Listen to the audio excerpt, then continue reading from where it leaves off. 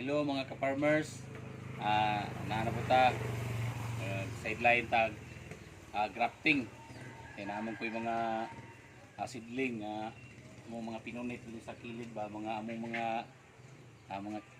pangkaon na mo sa una mga durian mga native nga durian niya among panglabay rin sa kilid nanurok man.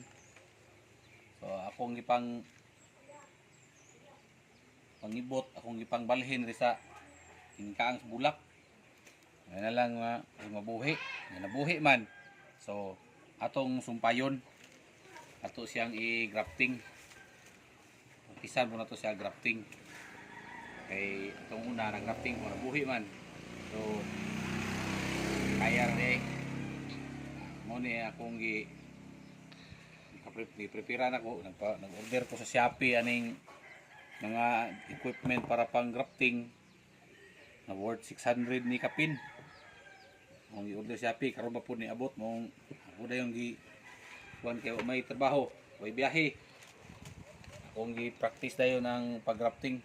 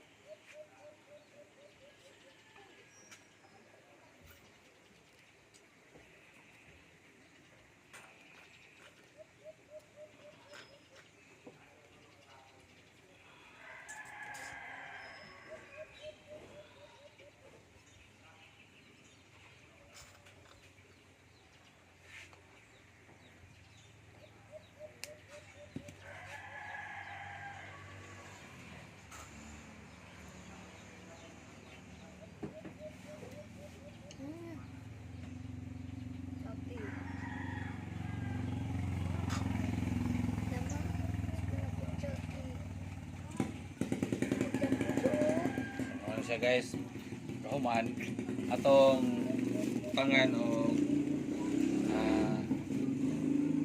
kining silupit sa iskindi sa tawag ani Ice wrapper iskindi wrapper to para ang purpose ani para dili siya mabasa ang kuan kining imuhang gisumpay.